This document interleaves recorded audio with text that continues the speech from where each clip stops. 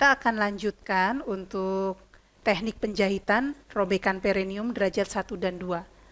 Jadi setelah kita mengetahui alat dan bahan yang harus disiapkan, maka kita akan masuk ke prinsip penjahitan perineum.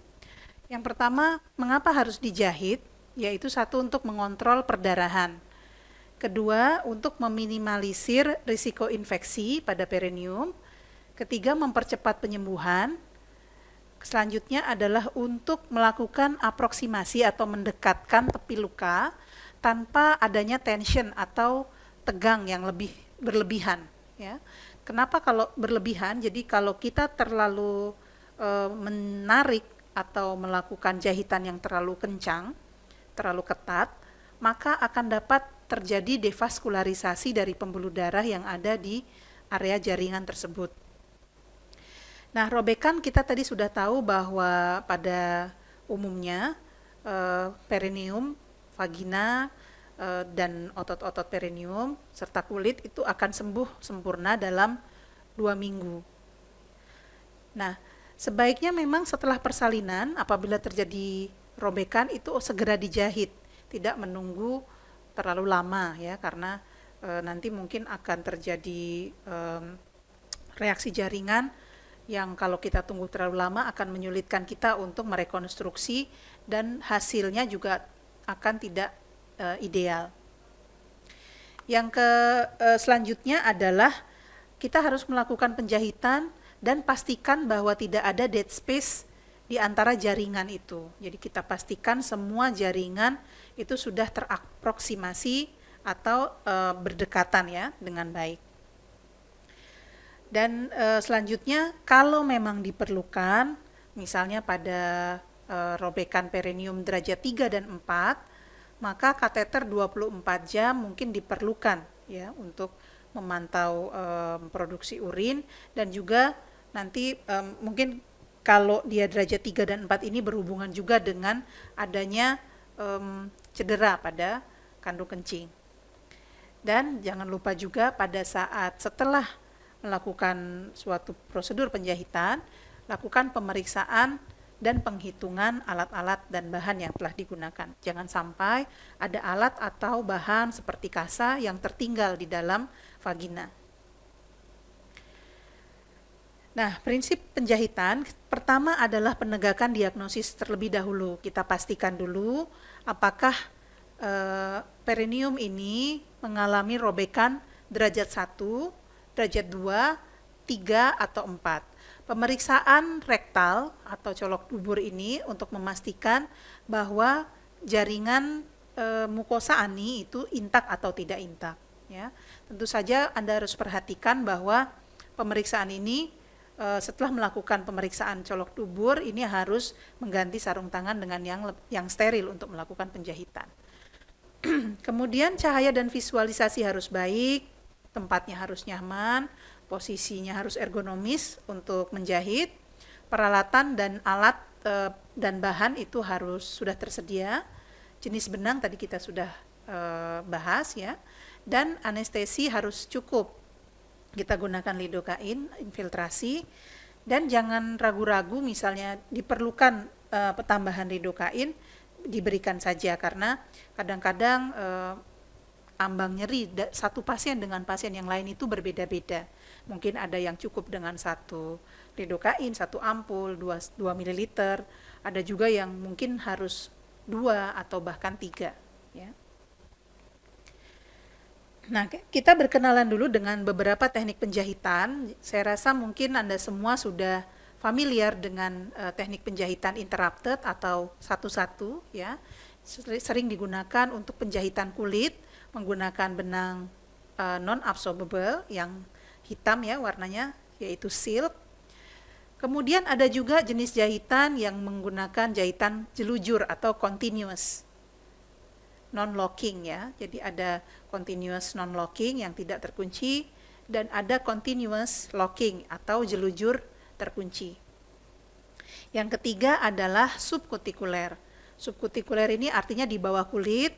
Jahitannya sebenarnya jahitan seperti jahitan jelujur juga, tetapi dia khusus yang di bawah kulit, dan jadi nanti hasilnya kulit itu seperti tidak terjahit ya, jadi karena dia di dalam jahitannya, di bawah kulitnya.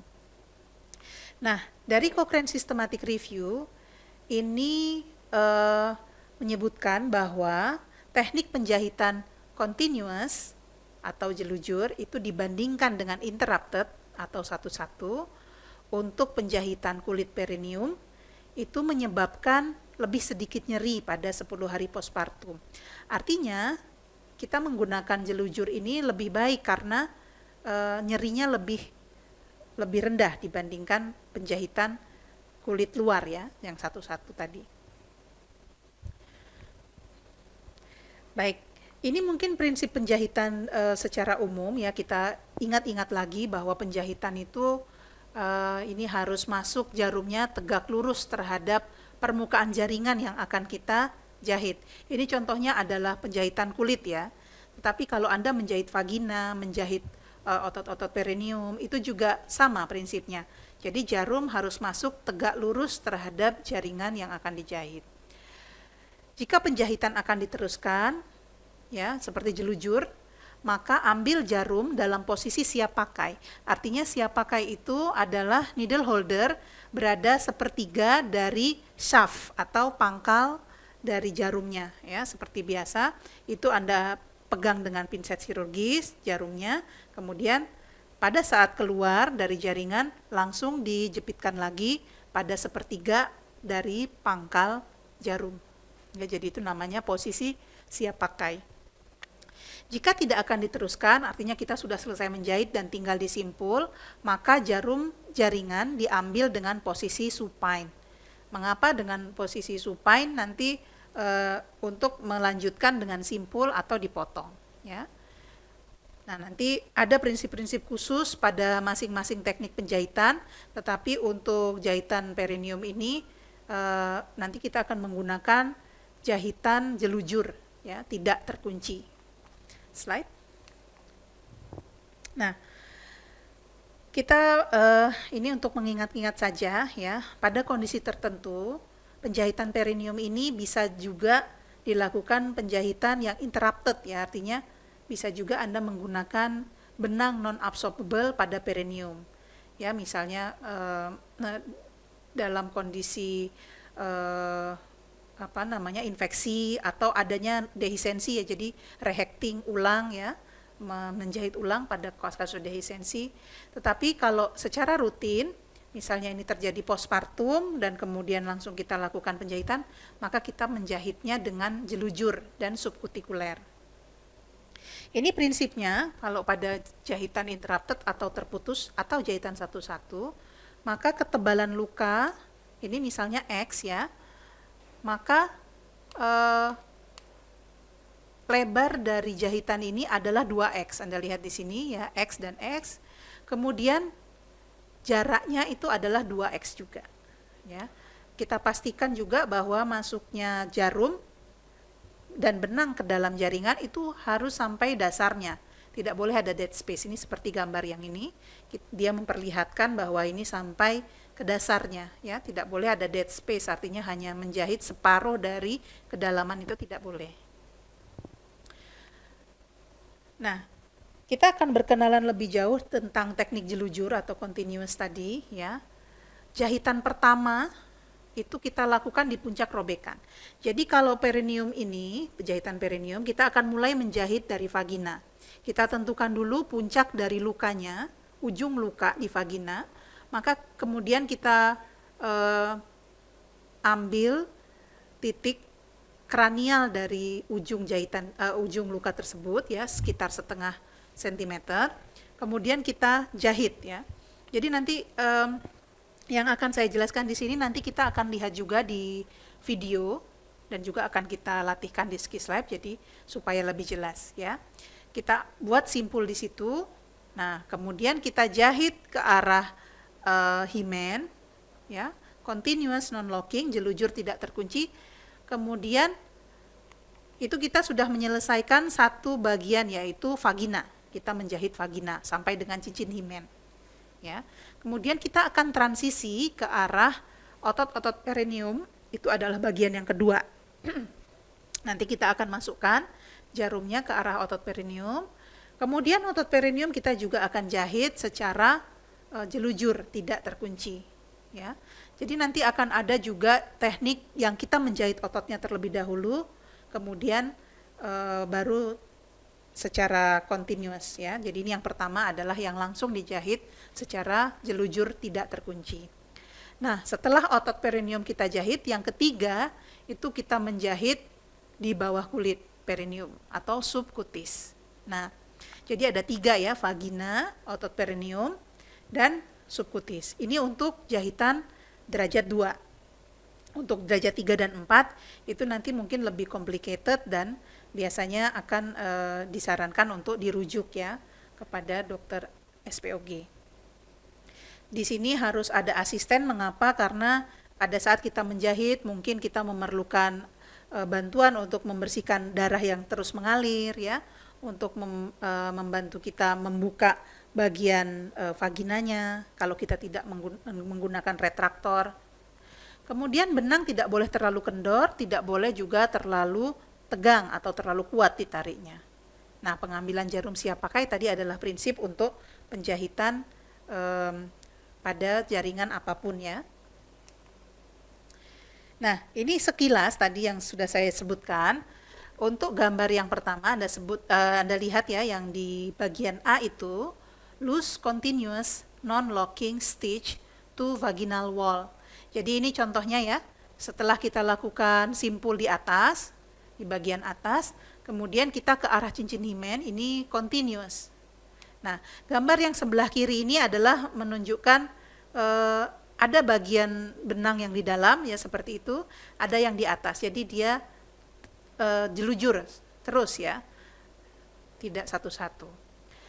Kemudian yang B, gambar B ini adalah loose continuous non-locking stitch to perineal muscles. Kita lihat bahwa penjahitannya sama, tetapi ini menjahit bagian perineumnya ya, sampai dengan apex luka yang ada di kulit perineum di bawah ini. Ya, ini sampai, ini yang bawah ini anus ya, yang di bagian bawah. Jadi dia dijahit sampai ke bawah. Yang C ini adalah closure of skin using a loose subcutaneous stitch. Ini yang kita sebut dengan subkutikuler. Caranya adalah zigzagging. Setelah ini kita akan lihat ya. Jadi dia ke arah atas. Sama sebenarnya jelujur juga, tetapi namanya subkutikuler. Kita akan lihat gambarnya. Nah, ini ya. Ini adalah gambar animasi untuk kulit yang terbuka tadi ya. Gambar C tadi. Nah, jadi dari apex luka yang bagian bawah, benang itu akan kita naikkan ke arah atas. Ya, seperti zigzag seperti ini. Nah, sampai ke arah forset. Kemudian nanti akan disimpul. Ya, jadi kita hanya punya 2 simpul, satu di apex luka yang vagina, ya sampai ke bawah ya, sampai subkutikuler.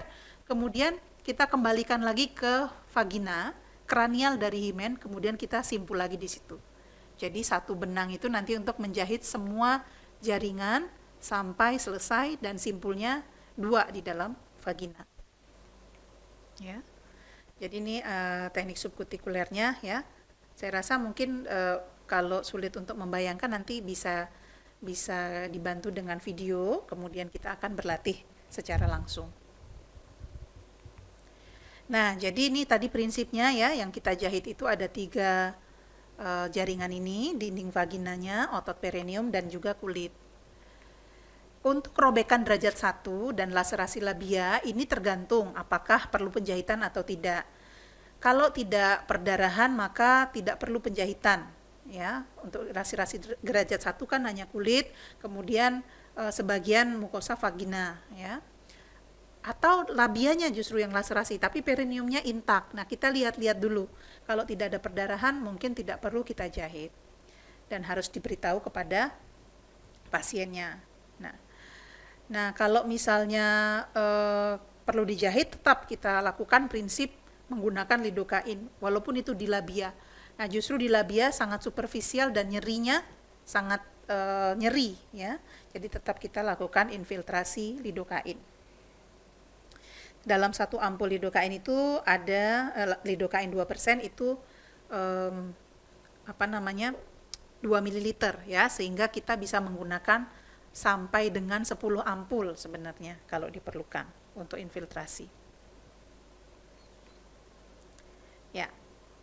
Jadi ini ya, menggunakan benangnya ya. Kalau ini kita identifikasi terlebih dahulu, aproksimasi tadi ya. Apex atau ujung dari luka harus diidentifikasi karena kita harus menjahit setengah sampai 1 cm kranial dari apex lukanya ya. Kemudian menggunakan absorbable, benang yang diserap ya, yang tadi sudah direkomendasikan adalah polyglactin 2,0. Nah, jadi kalau pada robekan perineum derajat 2, kita bisa identifikasi terlebih dahulu untuk otot-otot perineumnya. Ini bisa dilakukan penjahitan satu-satu terlebih dahulu ya, kemudian baru kita jahit secara jelujur. Di sini kita lihat bahwa pada robekan perineum derajat 2, di sini ada laserasi pada otot perineal transversum ya, transverse perineal muscle ini. Kemudian ada juga pada bulbo cavernosa ya. Ini yang akan kita jahit terlebih dahulu. Atau tadi contohnya yang pertama adalah yang langsung dijahit dengan jelujur, tidak terkunci ya. Kita lihat di sini bahwa sphincter ani masih intak ya. Kemudian di sini juga ada robekan pada septum recto vagina. Nah, ini nanti dijahit juga. Nah, yang ini artinya kita identifikasi dulu bulbo cavernosa dan juga transversum perinei ya. Kita jahit dulu. Kemudian baru dijahit dengan jelujur terkunci pada fascia recto vagina. Jadi ada lapisan di depannya itu yang kita jahit secara jelujur tidak terkunci, maaf ya, jelujur tidak terkunci. Dan sama, jadi vagina dulu harus dijahit ya, ini di vagina dulu sudah dijahit, kemudian identifikasi otot-ototnya kalau bisa dilakukan, kemudian dijahit satu-satu dulu dengan absorbable juga sama ya, polyglactin. Kemudian baru rectovagina fascianya. Nah, baru kemudian terakhir adalah subkutikuler dengan jelujur juga ya. Nah, ini contohnya yang tadi Anda lihat ini ya, yang di figur 3.4 ini tadi sudah dibahas sebelumnya ya. Nah, yang figur 3.5 ini adalah penjahitan yang fascia rectovaginanya ya. Jadi sama saja sebenarnya, pada prinsipnya adalah jelujur tidak terkunci. Nah, kemudian setelah penjahitan bagaimana, apa yang harus dilakukan ya? Kita tahu penyembuhannya sampai 2 minggu. Mungkin nanti pasien postpartum spontan akan pulang dalam 24 jam. Kita harus beritahu bahwa ini harus dijaga kebersihannya. Kemudian nutrisi yang tinggi protein itu juga sebagai penunjang ya, penunjang untuk penyembuhan. Tidak perlu diberikan pembersih-pembersih, sabun pembersih kewanitaan tertentu, atau harus dikompres betadin setiap hari, itu tidak perlu. Jadi cukup dengan air mengalir, pastikan bersih, ganti pembalutnya kalau sudah kotor ya, mungkin bisa 4 atau 6 jam sekali untuk pembalut masa nifas. Nah, itu juga menunjang supaya jahitan ini jadi ya bagus, jadi tidak hanya dengan menjahitnya saja gitu, tapi juga dengan perawatannya di rumah. Kemudian kita juga bisa berikan ya untuk analgetik untuk mengurangi nyeri, kita bisa berikan NSAID kalau tidak ada kontraindikasi atau tidak ada alergi. Nah, ini juga nanti akan menunjang pelayanan perawatan yang komprehensif. Jadi tetap nyerinya itu tidak boleh kita abaikan ya pada postpartum. Nah, kemudian untuk latihan otot dasar panggul ini biasanya kita sarankan untuk senam Kegel gitu ya, untuk mengembalikan otot-otot panggul setelah melahirkan, pasca melahirkan ya, elastisitasnya, kemudian bisa untuk mengurangi nyeri juga pada dasar panggul. Saya kira mungkin itu, dan kita akan lanjutkan dengan pemutaran video pada manekin dan juga pada model spons ya. Karena nanti pada saat skis lab kita akan melakukan penjahitan pada model spons. Terima kasih atas perhatiannya.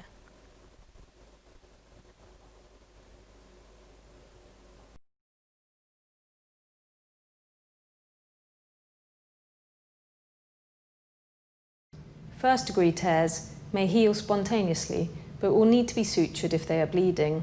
For second-degree tears, clean the area in order for you to clearly identify the perineal anatomy and infiltrate with local anaesthetic. Identify the apex of the tear. This can be helped by inserting a swab or a tampon into the vagina to remove the excess blood. It is important that you remove this at the end of the procedure. Place and secure the first suture 5 mm above the apex to secure any vessels that may have contracted above the tear.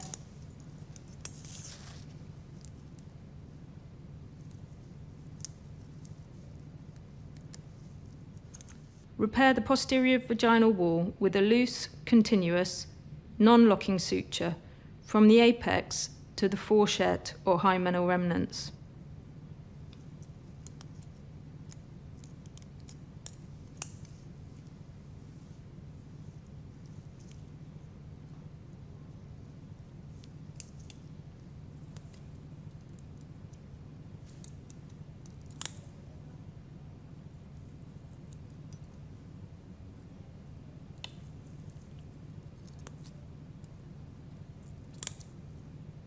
Insert the needle back through the skin at the fourchette and then back through the vaginal mucosa to exit in the centre of the perineal muscle tear. Approximate the perineal muscles, the bulbal spongiosus and the transverse perineal muscles using a continuous, non-locking suture. Depending on how deep the tear is, 2 layers of sutures may be required.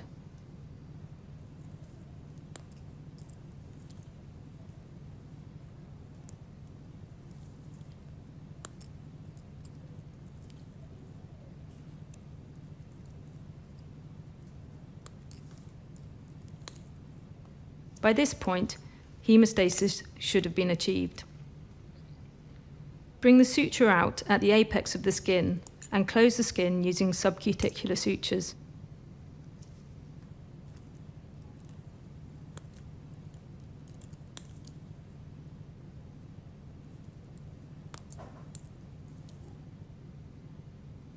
Use a loop or Aberdeen knot at the posterior fourchette to finish the procedure.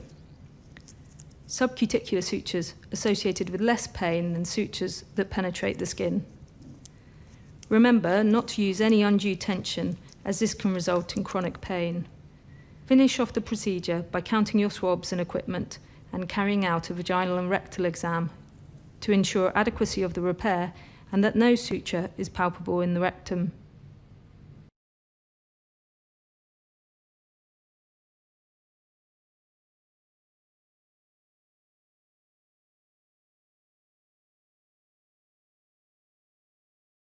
For the second degree perineal repair, we're going to use CT1 needles. They're tapered needles and they're about an inch across.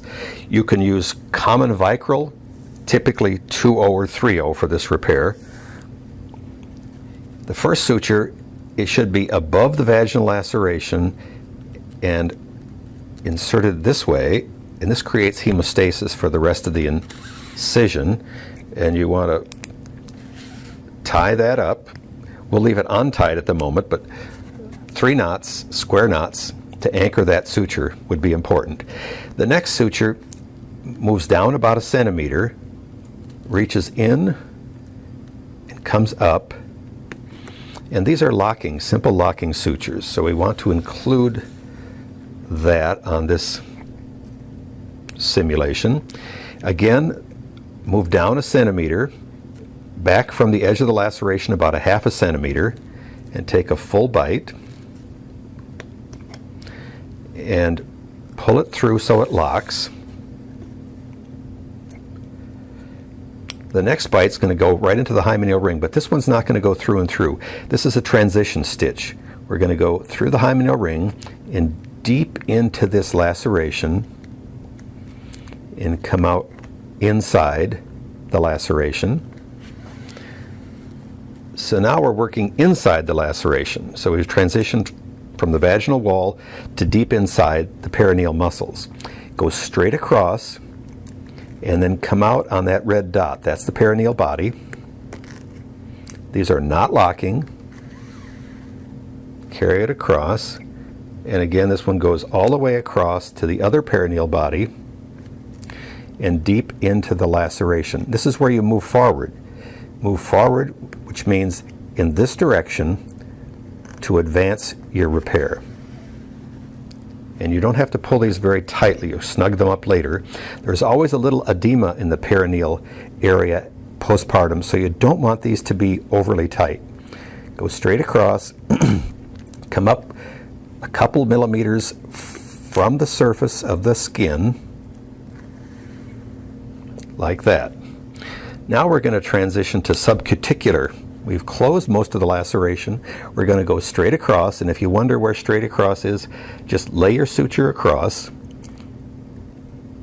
a couple of millimeters away from the skin surface, go all the way to the apex of the laceration down toward near the rectum, but stay inside. Carry that suture through. And now we're switching to subcuticular. You can grasp the needle in a shorter arc for these and go straight across and upward.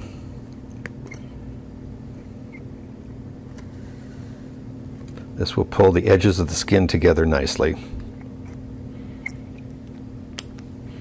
So these are zigzagging their way upward. You notice I have to grasp the needle in alternate ways on this part.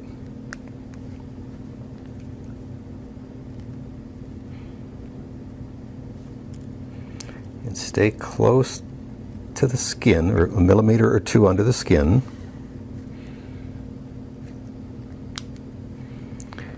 And this will be our final perineal stitch. It comes out right near the perineal body, close to that other stitch.